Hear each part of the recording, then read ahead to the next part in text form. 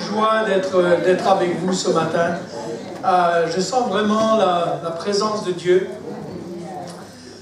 Quelquefois, on sait que c'est une promesse. Lorsque deux ou plusieurs sont rassemblés en son nom, le Seigneur est là. Qu'on s'en rende compte ou non, il est là. Jésus est là ce matin. Et je veux t'encourager, si tu es là et tu es venu avec un fardeau, tu es venu avec un souci, tu es venu avec un problème et tu ne vois pas la solution. Je veux te dire, Jésus n'a pas seulement la solution, il est la solution. Amen. Amen. Il est l'alpha, il est l'oméga. Il est le commencement et la fin. On va dire, il fait la pluie et le beau temps. Amen. Dès l'instant où nous, on reconnaît que sans lui, nous ne pouvons rien faire, mais qu'avec lui, des choses qui sont humainement impossibles deviennent possibles avec lui.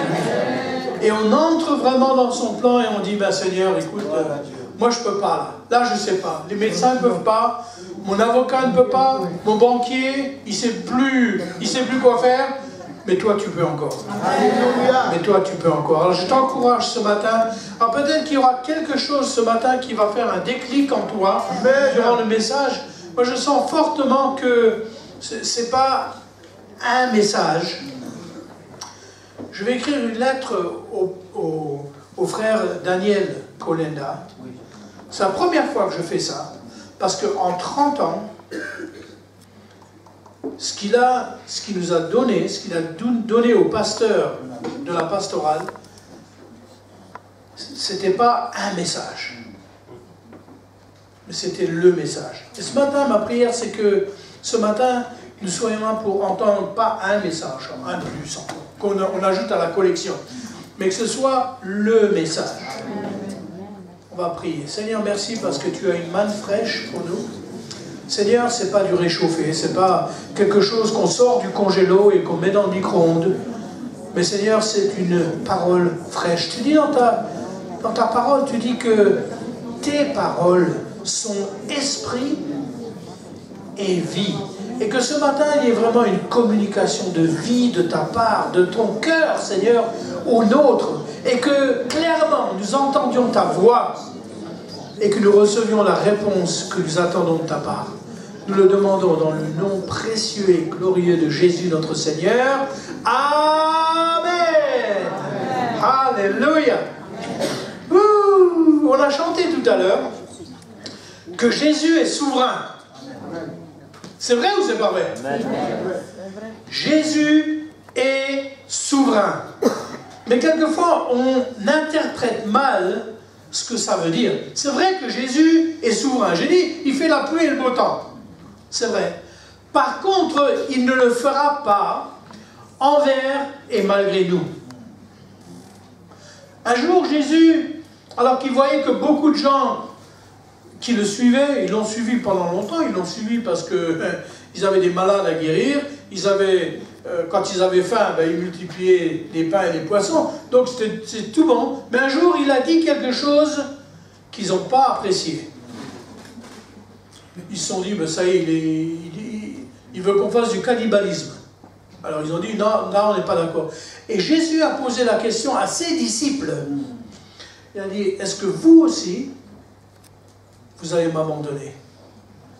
Et je vais vous dire une chose, on sait que les disciples, ils ont fait ce qu'il fallait. Pierre a d'ailleurs dit, où veux-tu qu'on aille? Tu as des paroles de la vie éternelle. Mais je vais vous dire, s'ils avaient décidé autrement, et ils auraient décidé comme les autres, comme les multitudes qui sont partis, on ne les a jamais plus revus. Hein? Jésus n'aurait pas couru derrière eux. Je veux parler ce matin de coopérer avec Dieu. Dieu ne nous force pas, le Saint-Esprit ne nous force pas à faire quoi que ce soit. Est-ce qu'il y a quelqu'un ici, vous êtes venu ce matin, parce que quelqu'un est venu chez vous, a mis une arme à votre tempe et a dit, tu vas à l'église ce matin, sinon gare. Personne. Vous allez me dire, vous êtes venu de votre plein gré? Oui. Amen. Mais est-ce que vous auriez eu un choix? Je suis certain qu'il y a des personnes ce matin qui se sont posées la question, j'y vais ou j'y vais pas? Hello. Vous, ça vous a... Hein? Tu as posé, ben oui. Ben oui. Moi, tous les samedis matins, quand il y avait les cours SMTI, avec le pasteur Tim Cross, tous les samedis, c'était le seul matin où je pouvais faire la grâce matinée. Et j'avais chaque fois vraiment un cas de conscience le samedi matin, quand j'étais bien au lit, surtout en hiver. Quand je voyais les flocons de neige qui tombaient dehors, je dis, oh là là, qu'est-ce qui fait bon au lit. Si, pour compléter la scène, il suffit que Josette elle m'amène le petit déjeuner avec le café au lit. Alors là, c'est le paradis, quoi. Et chaque fois, est-ce que j'y vais? Est-ce que j'y vais ou j'y vais pas? Et on pensait à Tim Cross, qui lui était déjà sur la route depuis plus de 2 heures. Moi, j'étais encore au lit, hein, parce qu'on habitait près de l'école. Lui, depuis 2 heures, il était sur la route. Qui est de la neige, qui est de la grêle, qui est n'importe quoi. Et il dit, faut quand même... Mais on aurait pu dire, ben non, on n'y va pas. Alors, le fait que Dieu soit souverain ne veut pas dire que le servir est une fatalité. Ce matin, on a parlé des ministères. Dieu t'a appelé à servir. Tu vas dire à ton voisin, ta voisine, Dieu m'a appelé à le servir. C'est bon, hein? Oui, non, mais je suis à l'aise ici.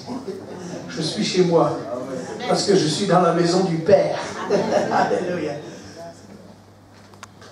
Mais il faut faire attention de ne pas penser que tout est fatalité. Ce qui doit arriver, arrivera. Absolument pas. Nous avons été faits à l'image de Dieu.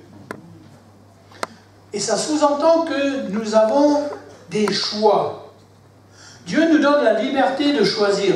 Déjà dans le jardin d'Éden, tout à fait au début, hein, on ne peut pas aller plus loin en arrière que ça. Dans le jardin d'Éden, dites-moi voir pourquoi, alors que Dieu avait mis en plein milieu, il avait mis l'arbre de vie, n'est-ce pas? Mais Dieu a mis, c'est pas le diable hein, qui a mis l'arbre de la connaissance du bien et du mal. Hein. Si quelqu'un vous enseigne une théologie pareille, dites, ben écoute, il faut t'acheter une Bible qui n'est pas au rabais, parce que là, il y a des pages qui manquent. Hein. C'est Dieu qui a mis l'arbre de la connaissance. Et pourquoi? C'était pour piéger Adam et Ève? Non, c'était pour qu'ils puissent exercer leur liberté de choisir. Si tu vas au magasin et tu vas acheter des fruits et il n'y a que des bananes, ben, tu n'as pas le choix, tu vas acheter des bananes. Mais tu as vu, chez Leclerc, hein, ou Carrefour, ils ont les bananes, ils ont les oranges, ils ont les abricots, ils ont les cerises, et puis en ce moment, c'est les raisins. Ah, alléluia. Moi, je rêve de ça quand je viens ici en automne. Je dis, oh, les bons raisins d'Italie.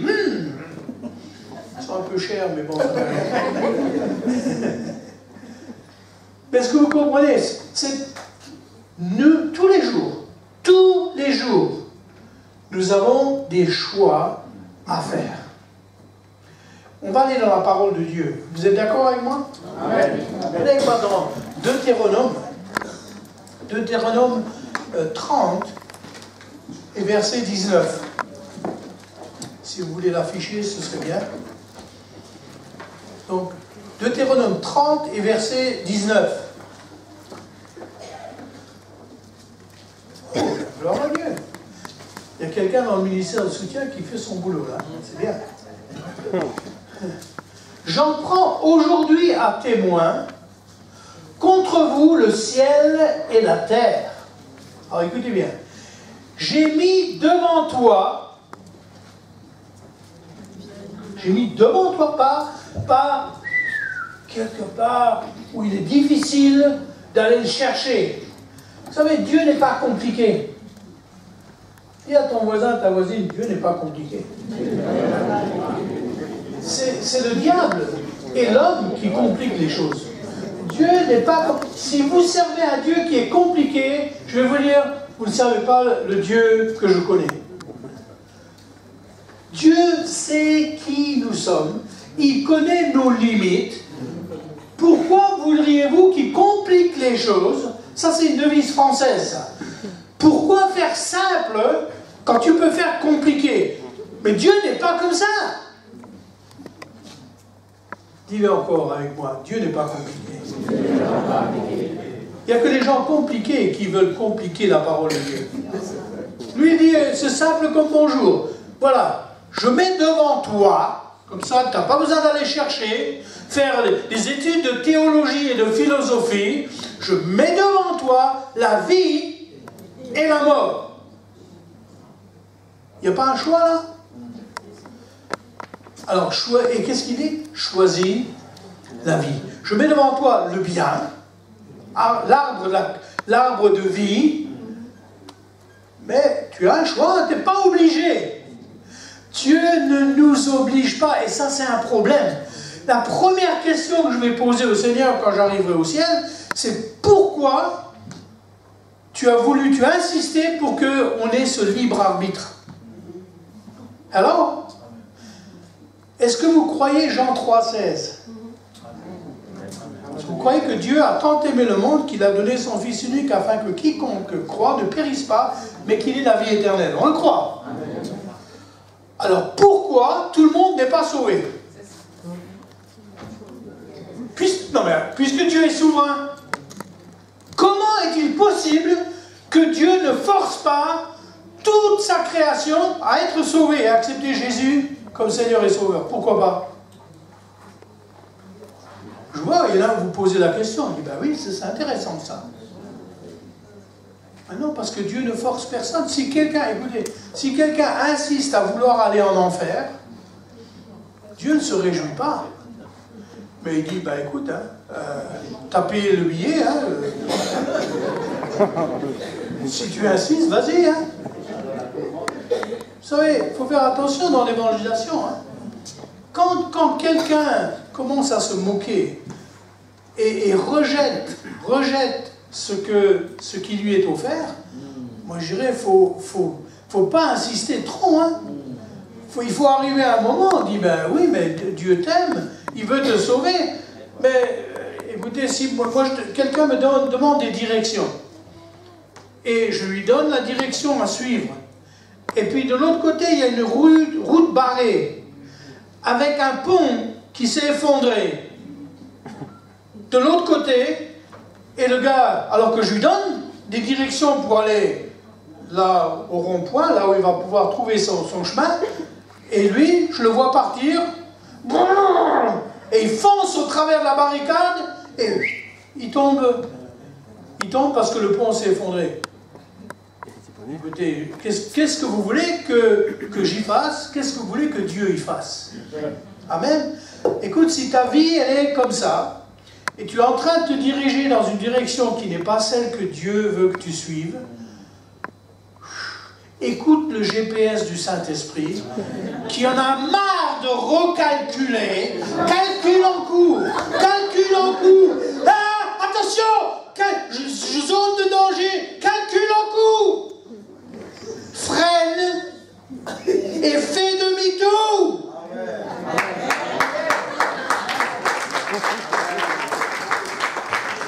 Ah oui, mais Dieu au dernier moment, comme ça, sur mon lit de mort, je sais que quelque part ça va se faire, je sais que Dieu m'aime, alléluia, et Dieu va me sauver.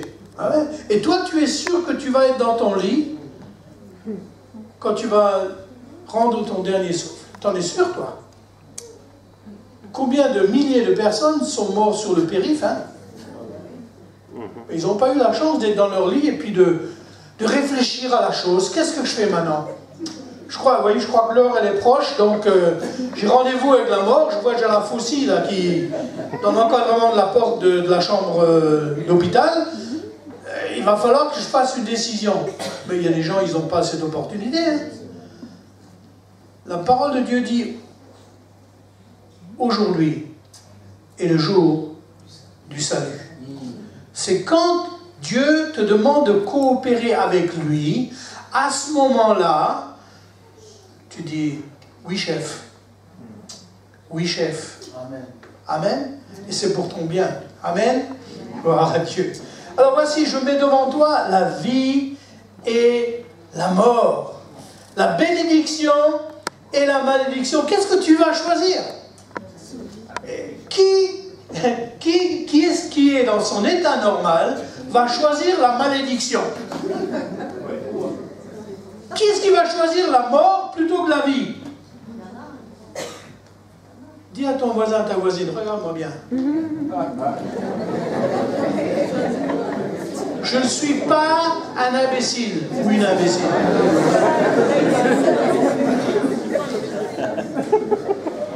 Alléluia. Et Dieu n'est pas compliqué. Dieu n'est pas compliqué. Aujourd'hui, il veut que tu choisisses la bénédiction. Coopérer avec Dieu. Coopérer avec Dieu. Alors, ça commence comment? Dans Amos 3.3, il est dit, deux hommes peuvent-ils marcher ensemble? Peuvent-ils coopérer ensemble à moins qu'ils ne soient dans l'agrément? Comment vous pouvez savoir si vous êtes dans l'agrément avec Dieu pour pouvoir coopérer avec lui? Comment vous allez faire? Moi, j'attends la réponse.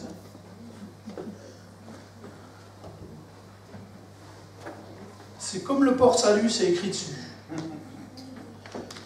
Toute sa volonté, elle est inscrite dans les pages de la Bible. Encore une fois, Dieu n'est pas compliqué. Il a établi un contrat, un bon contrat. Dans Jérémie 29, je crois, il est dit que Dieu a des plans de bénédiction, de paix, et non de malheur et de malédiction pour toi. Alors, choisis la vie, choisis la bénédiction. C'est comme un contrat. Alors, on est vraiment... Alors, moi, j'étais compliqué aussi. Aujourd'hui, je suis simple. Peut-être même à l'extrême. Il y a un pasteur qui dit, il m'introduit toujours de la manière suivante. Il a dit, lui, là, cet enseignant-là, il a la capacité de prendre des choses potentiellement compliquées et les rendre simples. Amen.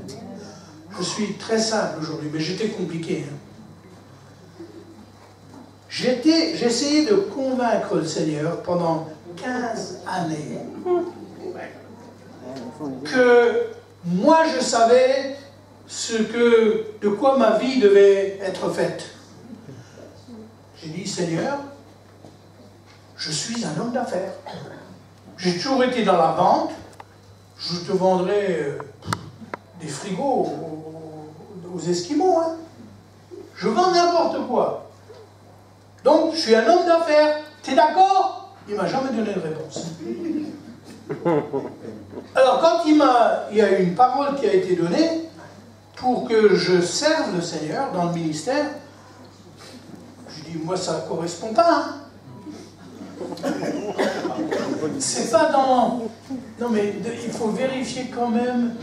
Il faut vérifier ton ordinateur, Seigneur. Je sais que, bon, les choses bougent vite, là, en ce moment. Donc, apparemment, tu n'as pas suivi l'évolution. Mais moi, je ne suis pas un prédicateur. Je ne suis pas un enseignant.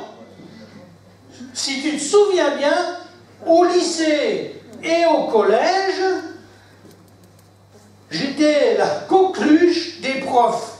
Il y a même une prof de maths qui a pris sa retraite anticipée à cause de moi. Elle a dit là je peux plus, hein, je peux plus. Elle a arrêté sa carrière. Mais moi, enseignant, si vous saviez à quel point ce que je fais aujourd'hui ne correspond pas du tout avec ce que moi je pensais. Alors, quand j'ai eu cette parole, J'ai dit, bon, ça c'est clair que ça ne peut pas venir de Dieu. Donc, je réfléchis, je suis dans le Michigan, la France, parce que ça indiquait que je devais aller en France. Donc la France c'est vers l'Est. Donc le moyen le plus sûr, c'est pour moi d'aller à l'Ouest. Donc on est parti du Michigan, on est parti dans le Colorado. 15 ans. Exactement. 15 ans de désert spirituel. 15 ans de misère. 15 ans où moi-même j'étais, alors vraiment pas bien. Chrétien, hein, baptisé du Saint-Esprit, s'il vous plaît. Mais je n'étais pas soumis à Dieu, je ne coopérais pas avec Dieu. Écoutez, ne pas coopérer avec Dieu, c'est très dangereux. Demandez à Jonas. Dieu lui dit, tu vas à Ninive. Il dit, Ninive? Non, mais il n'est pas question. Non, mais tu ne te rappelles pas le week-end épouvantable que j'ai eu il y a 3 mois à Ninive? Je n'irai pas. Enfin, il n'a pas dit ça, hein. Bon, on leur dit, ah, j'ai pas vu ça dans la Bible, non, je ne trouverai pas. Qui me regarde, il dit, ah bon, c'était comme ça, il a eu un mauvais week-end. Non, non. Quelque part, la référence qu'il avait de Ninive, c'est, j'y suis allé une fois, très bien, j'ai le t-shirt, j'ai même la vidéo, mais je ne retourne plus à Ninive.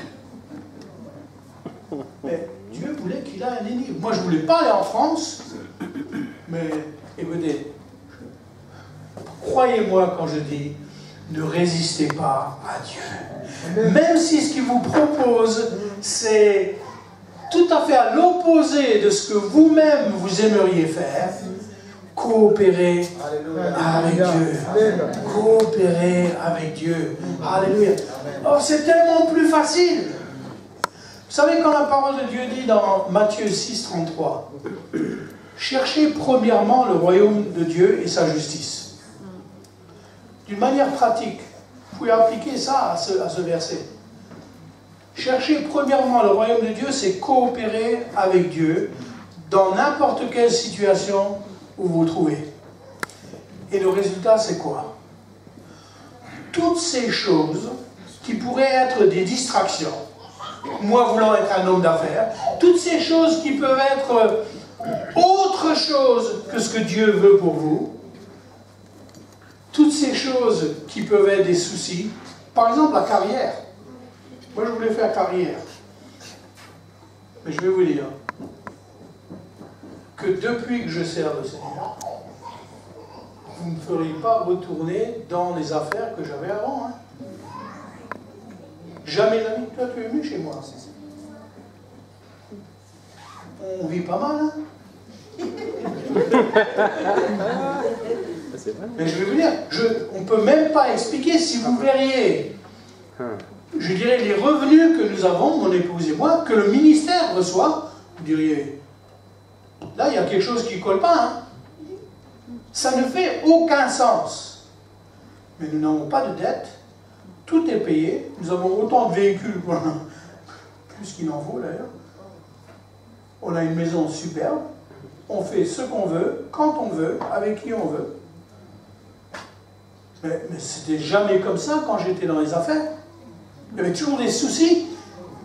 Si nous cherchons premièrement à collaborer avec Dieu, toutes ces choses, Dieu va nous les donner par-dessus. Amen. Amen. Tout ça, il faut arrêter de chercher. Il faut que Dieu me parle. Là, il t'a déjà parlé, hein? Tu vois là? Il t'a déjà parlé. Maintenant, il suffit d'en prendre connaissance et dire, ben, oui, chef. Alléluia. J'étais dans les montagnes du Colorado après 15 ans de galère. De galère. Et le Seigneur m'a arrêté. Je me suis mis sur le bas-côté de la route. Et j'ai eu un moment avec le Seigneur.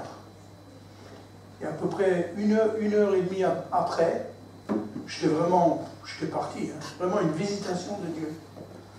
Après avoir été misérable pendant toutes ces années, le Seigneur m'a présenté une feuille de papier. Il y avait la date de ce jour-là, en haut à gauche, et il y avait un endroit en bas à droite qui disait « ta signature ici ». J'étais dans l'immobilier à l'époque. Encore une fois, le Jean-Paul, qui est tellement intelligent, en fait, qui est bête comme ses pieds, j'ai dit, mais Seigneur, je ne peux pas signer quelque chose comme ça, il n'y a rien, il n'y a pas de... Il n'y a que la date et la signature, je ne peux pas signer. Tu me connais, je ne signe pas de chèque en blanc. Et je ne signe pas de contrat où il n'y a pas de paragraphe. Il y a eu le silence. Et il m'a dit, mais ça fait 15 ans que toi tu écris tous les paragraphes. Ça te plaît comme ça? Écoutez, j'étais suicidaire. Je suis devenu suicidaire, tellement j'étais malheureux.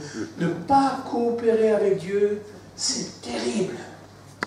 Mais alors que j'ai rien fait de différent, j'ai simplement dit, ben, Seigneur, je suis tellement malheureux. Je signe où? Dans mon cœur, j'ai signé. Il y a 40 ans de ça maintenant. Jamais regretté. Et je vous assure qu'il y a des paragraphes, moi je ne les aurais pas écrits. Hein. Mais toute chose concourt au bien de ceux qui aiment Dieu et qui coopèrent avec lui. Amen. Amen. Écoutez, c'est une libération. C'est une libération quand on entre en coopération avec Dieu. Imaginez-vous ça, que Dieu nous propose un partenariat. Qui est-ce qui est déjà entré dans un partenariat? Avec les hommes, moi je ne conseille pas. Parce qu'on ne sait pas... C'est après qu'on se rend compte, oulala, qu'est-ce que j'ai fait là? Mais ici, c'est Dieu lui-même, le roi des rois, celui qui a tout à sa disposition, qui nous offre un partenariat avec lui. Mais, encore une fois, il faut être vraiment stupide pour ne pas accepter une offre pareille. Alors, je mets devant toi la vie et la mort. Pourquoi tu ne choisirais pas la vie? Je mets devant toi la bénédiction et la malédiction. Pourquoi tu ne choisirais pas la vie? Amen. Alors la première chose, donc, c'est de prendre connaissance de sa volonté. Qu'est-ce qu'il attend de moi? Et on entre donc en coopération avec lui. Venez avec moi dans Romains 12 et verset 2. Romains 12 et verset 2.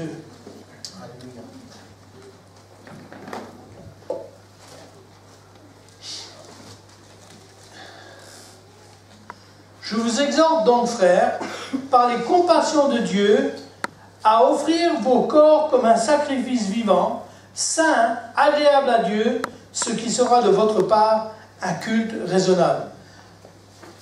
Une fois que vous offrez votre corps, une fois que vous arrivez à ce point où vous dites, ben Seigneur, prends tout, je te donne tout. Il n'y a pas de chasse gardée, prends tout. Mais une fois que vous avez offert votre corps, qu'est-ce qui vous reste? Plus rien. Si vous avez offert votre corps, vous n'avez même plus de poche dans lesquelles mettre de l'argent. Vous n'avez plus rien. C'est ce qui nous est demandé de faire. Seigneur, prends tout. Je te donne tout. Je t'offre ma vie, je t'offre mon corps, afin qu'il n'y ait rien qui ne soit pas sous ta souveraineté et dans ta volonté. Je t'obéis, Seigneur. Vous savez que ça, c'est libérateur. C'est quand vous allez vous coucher le soir, dites, bon, il faut penser à ceci, il faut penser à cela, puis attention, et la facture de l'EDF demain, puis le patron, il m'a demandé de lui donner un rapport, oh là là. Une fois que vous avez tout donné, vous n'avez plus de responsabilité, hein, si ce n'est celle que Dieu vous donne. Il faut faire attention à ce qu'on dit, parce que si je dis ça, moi j'ai tout donné, donc maintenant j'ai plus besoin de prendre soin de ma femme ou de ma famille. Chic, merci, pasteur Angler, ça c'est libérateur. Non, c'est pas comme ça que ça se passe. C'est Dieu qui va faire une redistribution de tes priorités. il va remettre les choses d'équerre, il va les mettre en place, afin que tu prennes soin de tes responsabilités, mais tu sauras aussi que Dieu les porte avec toi. C'est pour ça que Jésus nous a mis, il dit, si tu es fatigué, tu es chargé. Tu as trop de responsabilités, tu as trop... Pardon. Ben, tu viens, moi, je vais te donner du repos, alors que tu entres en conformité et en coopération avec moi, tu vas voir que ton fardeau, maintenant, il va devenir léger. Tu vas voir un jour, tu vas avoir des responsabilités, mais tu peux les porter, parce que c'est lui qui les porte avec toi. Est-ce que vous voyez, hein? Il ne dit pas, bah maintenant tu peux vivre comme tu veux. Non, non, non. Mais maintenant, c'est lui qui porte. C'est lui qui est responsable. C'est lui qui est partenaire avec toi. Si je suis partenaire avec le pasteur Yeo, et je me retrouve devant une situation, comme il est riche, hein, et... Non, mais c'était comme ça entre Jonathan et David. Hein. S'il y en avait un qui avait un problème, l'autre prenait soin de cela. Mais là, c'est un partenariat entre Dieu et nous. Tu ne crois pas que Dieu est capable de payer tes factures? Tu ne crois pas que Dieu peut prendre soin de ta famille, de tes enfants, ceux qui sont rebelles? Tu ne crois pas qu'il peut? Et quelquefois, nous, on se charge de responsabilités qui ne sont pas les nôtres. C'est les siennes, pourvu qu'on entre en conformité à son temps. Amen. Amen. Respire un grand moment.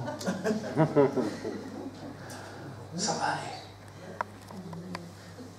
La part du Seigneur, si tu entres en coopération avec Dieu, ça va aller. Amen. Ça va aller. Moi, je n'aurais jamais pensé, mon frère, que Dieu allait s'occuper de nous comme il s'est occupé de nous. Bon, on a eu des problèmes, on a eu des combats, mais Dieu nous a fait traverser ces choses toujours avec la victoire. Alléluia. Alléluia. C'est vraiment une proposition en or que Dieu nous fait. Amen. Amen. Alléluia. Dis à ton voisin et à ta voisine, ça fait du bien. Alors, pour se soumettre à Dieu, bien sûr, il ne faut pas se soumettre au diable. Alors, c'est donc dans Jacques 4 et verset 7 où il nous est dit, soumettez-vous donc à Dieu, ça veut dire coopérer avec lui, résistez au diable et il fuira loin de vous. Est-ce que vous voyez la chronologie? Soumettez-vous à Dieu. Entrez en coopération avec Dieu. Mais les personnes, ils ne comprennent pas ça. Ils inversent. Ils se soumettent au diable et, en conséquence, ils résistent à Dieu. Et après, ils s'étonnent qu'ils vont d'un problème à un autre problème et un autre problème et ils ne s'en sortent pas. 30 ans après, le canard, il vit encore. Et ils ne s'en sortent pas. Est-ce que ça peut arriver, ça? Vous connaissez des gens comme ça? Pas Sergi, mais bon, ailleurs, il y en a. Hein. Des gens, le pasteur, il dit, mais attends, un jour, ils vont sortir de leurs problèmes. Et finalement, on prie, on impose les mains, on jeûne pendant 3 semaines pour ce cas-là. Finalement, ils sortent du problème, et 2 mois plus tard, ils viennent avec un problème qui est encore pire. On doit faire carrière à prier pour eux. Non mais, écoutez, il faut arrêter, hein. Il faut arrêter. Soumettez-vous à Dieu. Écoutez, ne pensez pas que le diable va fuir et va vous laisser tranquille quand vous vous soumettez à lui. Chaque fois qu'il vous offre quelque chose, comme l'arbre de la connaissance du bien et du mal, quelque chose qui parle, ça c'est pas mal, hein. Ah, ça me plaît. Ouais. Mais quand il te propose quelque chose et tu acceptes, tu es en train de te soumettre à qui? À lui. Soumettez-vous à Dieu et pas au diable. Alléluia. Il y a des personnes aujourd'hui qui ont des problèmes avec la situation des homosexuels. Parce que la société, ils appellent ça évoluer. Moi, je veux bien. Moi, je ne suis pas tellement convaincu de l'évolution. Je dirais, c'est plutôt, ça ne va pas tout à fait dans le bon sens. Hein.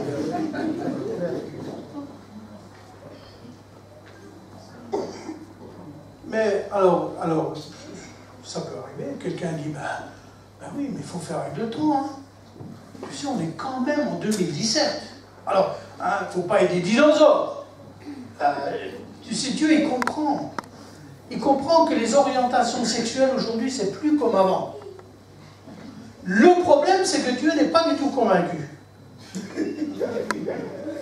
Dieu dit, attends, je ne comprends pas là. Vous me dites quoi là? Que je dois m'adapter, que moi je dois changer, au cas où vous n'auriez pas eu le courriel ou le mail, je suis Dieu et pas vous. Je ne change pas. Je suis le même hier, aujourd'hui, éternellement. Et ce n'est pas vous qui allez me faire plier et changer pour vos beaux yeux. Même dans le monde chrétien, il y a des personnes qui disent, non, c'est ok. Il faut accepter. On va même faire des pasteurs homosexuels. Et puis on croit que Dieu va être d'accord avec ça. Non. La personne, elle est en train de se soumettre. Il y a des églises entières qui se soumettent au diable et ils pensent qu'ils vont avoir la bénédiction de Dieu. Je mets devant toi la bénédiction et la malédiction. Je mets devant toi le bien et le mal. La vie, la mort. Choisis maintenant. Alléluia. On ne peut pas choisir le mal et espérer le bien. Plus simple, tu meurs. Vous comprenez ça? Et nous vivons dans une société, c'est vraiment le monde à l'envers. On appelle ce qui est bien, on l'appelle mal, et ce qui est mal, on l'appelle bien. J'ai vu qu'à la télé, il y avait une équipe de foot allemande. Ils n'ont rien trouvé de mieux. Alors, je ne sais pas ce qu'ils revendiquaient, mais ils ont vu un imbécile de San Francisco, un joueur de foot américain, qui a refusé de se tenir debout et de respecter l'hymne américain. Il y a plus d'1 an qu'il a fait ça. Et aujourd'hui, il y a des imbéciles, moi je n'appelle pas ça autrement, des imbéciles qui n'ont rien trouvé de mieux que d'imiter ça. C'est un gars qui n'a jamais réussi dans sa carrière, d'ailleurs ils l'ont fichu dehors de l'équipe. Il n'arrive pas à trouver une place, mais il est devenu l'exemple. Et en Allemagne, l'équipe de foot, je ne sais plus d'où ils sont, hein, mais ils ont fait la même chose, ils se sont mis à genoux pendant que l'hymne allemand, je pense, était joué pour dire nous on est contre. Je ne sais pas ce qu'ils sont contre. Mais écoutez, et il y a des gens qui pensent ça c'est bien. Ça c'est bien. Non, c'est pas bien. C'est pas bien aujourd'hui, c'était pas bien hier, et ce sera pas bien demain non plus. Amen? Amen. Je ne sais pas pourquoi j'ai dit ça.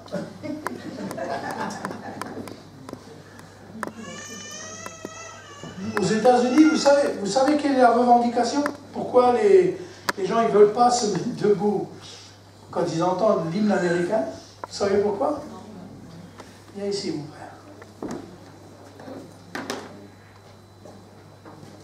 Parce que ça, ils ne veulent absolument pas. Parce qu'ils ont exploité la ségrégation raciale, le racisme depuis toujours. Vous regardez, les libéraux sont toujours du côté du racisme. D'un côté, ils parlent de « Oh non, nous on est pour les ils appellent ça des Afro-Américains. Je ne sais pas ce que ça veut dire, ça d'ailleurs. Les Afro-Américains, ça n'existe pas. Ou ils sont américains ou ils sont africains, il faudrait savoir. Enfin, bref. Mais c'est exploité. Ah non, faut... J'ai compris une chose. C'est dans la Bible, tu vois. La Bible, il est dit qu'il n'y a ni juif, ni grec, ni homme, ni femme, ni blanc, ni noir, ni vert avec des petits pois jaunes. Toutes ces... Moi, je vois pas de différence. Si ce n'est que je suis un peu jaloux. Parce que moi, pour avoir un bronzage comme ça, J'aurai 3 fois le cancer de la peau avant d'y arriver. Hein. Merci mon frère. Mais ça, pourquoi? Parce que le racisme, c'est contre la volonté de Dieu. Si on veut coopérer, ne vous laissez jamais piéger, ne rentrez jamais dans cette combine-là, où on essaie de vous diviser. Il n'y a pas... Tu es mon frère, oui ou non? Amen. Amen. Tu vois, toi, la couleur de ma peau? Bien sûr, tu es obligé de voir. Écoutez, vous voulez connaître un miracle? Dieu a même accepté des Alsaciens dans son royaume. Non, alors là c'est quand même un peu extrême. J'avoue que là, Dieu il a fait fort. Une Alsacienne. Hein? Ève était une Alsacienne. Ève était Alsacienne. Elle a toujours dit, attends, j'arrive. Non mais, j'allais dire, tu me donneras l'adresse de ton école publique, parce que je veux l'éviter celle-là.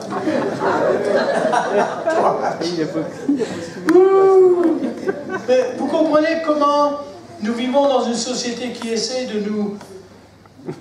nous empêcher de collaborer avec Dieu. Et toutes sortes de raisons nous sont données. On dit, oui, peut-être que oui. Mais si ça contredit la parole de Dieu, la volonté de Dieu, dis-moi, je ne veux rien avoir à faire avec ça. Amen. Amen. Ouh. Nous devons choisir avec qui nous allons coopérer. Matthieu 6, 24. Oh là là. Alors là c'est vraiment clair. Matthieu 6, 24, où il nous est dit, c'est pourquoi je vous... on va lire verset 24. Nul ne peut coopérer avec 2 maîtres à la fois. Nul ne peut servir 2 maîtres, car ou il haïra l'un et aimera l'autre, ou il s'attachera à l'un et méprisera l'autre. Vous ne pouvez servir Dieu et maman. Alors maman, c'est bien sûr le Dieu de l'argent. On dit, non, moi je suis chrétien depuis 1978, c'est pas moi qui vais servir maman. Ok.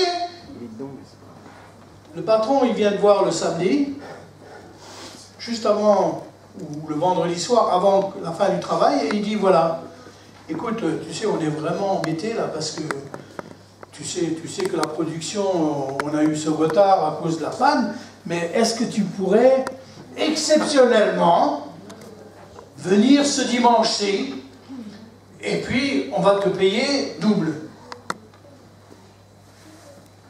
Déjà, si tu réfléchis à ta réponse, c'est déjà trop tard. Parce que si tu commences déjà à calculer, ça ferait tu payes tout, ça ferait quand même 225 € plus à la fin du mois. Ça mettrait du beurre dans les épinards. Ou de la sauce sur la boule. Enfin, peu importe.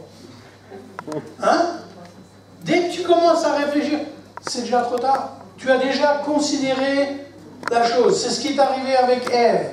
Ève, au lieu de courir en disant « Oh non, je ne veux pas de ça !» Elle a regardé, puis elle a dit « Mais c'est quand même pas mal, hein ?» Comment elle a senti que ce fruit était bon à manger? Elle ne l'a même pas goûté. Mais quelque part, le diable lui a montré tout ce qui était positif. Le diable te proposera toujours des choses d'une manière positive. Et en fait, il te présentera ce que Dieu te propose comme étant négatif. Et si tu ne fais pas attention, tu choisiras le mal, la mort et la malédiction. Et on le fait tous les jours. Et on le fait tous les jours. Il faut qu'on décide. Il faut qu'on décide. Alors, il y a eu un événement sur le mont Carmel. Qui est-ce qui se rappelle du mont Carmel? Avec Élie. Akab, il a convoqué tout le monde, y compris les prophètes de Baal. Bon, eux, on savait au moins qui ils allaient servir. On était fixés, il n'y a pas de confusion là. Mais il y avait quand même le peuple de Dieu. Il y avait le peuple d'Israël qui était là. Et Élie dit, il pose une question. Tu demandes d'où ça sort. Il dit, combien de temps vous allez clocher des deux pieds? Si Dieu est Dieu, coopérez avec Dieu. Si Baal est Dieu, ben coopérez avec Baal. C'est pas simple comme proposition, ça. Vous savez ce qu'ils ont fait? La Bible nous dit qu'ils n'ont pas répondu un mot. Ils ne sont pas prononcés. Ils ont dit, si on ne choisit pas, on est tranquille. Il y a beaucoup de chrétiens aujourd'hui comme ça. Ils ne se prononcent pas, ils disent, ben, je ne m'engage pas. J'attends de voir, parce qu'ils ne savaient pas. Ils se posaient la question, mais qui c'est qui va sortir vainqueur de ce défi-là? Et si c'était Baal, on ne veut pas être du mauvais côté. Alors, on ne se prononce pas. C'est quelquefois comme ça dans l'Église. Où les gens ne se prononcent pas. Ils disent, on verra. Écoutez, si vous voulez vraiment savoir si quelqu'un est engagé dans l'Église et veut coopérer à la vision de l'Église, vous savez ce que vous faites? C'est que vous dites, voilà, on a un nouveau bâtiment qu'on pense acquérir, et il va falloir que tout le monde mette la main à la pâte. Là, c'est là que les Athéniens s'atteignirent. C'est là qu'on se rend compte qui est-ce qui est vraiment, qui coopère avec la vision de l'Église, et puis ceux qui attendent de voir comment ça se passe.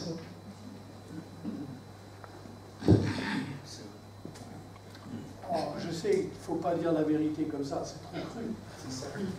Écoutez, c'est quand même comme ça. Hein. C'est quand même comme ça. Nous devons arrêter de clocher des deux pieds. Moi, j'attends le jour, et il vient bientôt, où ce ne sera plus possible d'avoir un pied dans le monde, et puis un pied dans le royaume de Dieu. Oui, vous savez, c'est difficile d'être assis entre deux chaises. Hein. Surtout quand il y a 50 cm entre les deux. Essayez de voir. Éventuellement, et c'est ce qui est en train de se passer là. Donne-moi deux chaises, s'il te plaît.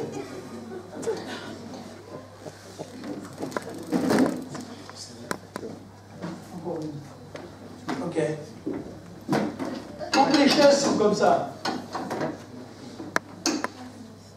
tant que les chaises sont comme ça peut se faire, hein? Mais il est en train d'arriver quelque chose. C'est que il commence à y avoir un écart. Alors moi ça va, j'ai de quoi me mettre sur les deux chaises. Il y a des gens qui sont plus maigres que moi, ils ont du mal déjà, quand c'est écarté comme ça. Mais écoute, il arrive un moment, hein. Il arrive un moment, tu vas être obligé de faire un choix.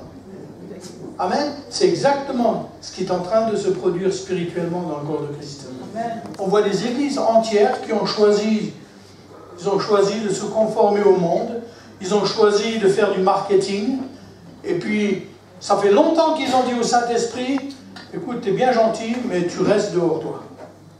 Nous, ça y est, on assume. Alors toi, tu n'as rien à faire dans notre église. Ils sont en train de... Ils font un choix. Mais cette église ne sera jamais de ce côté-là. Cette église va toujours choisir, même s'il y a eu des erreurs. Hein. La preuve, hein, vous avez un Alsacien partout. Mais Dieu pardonne.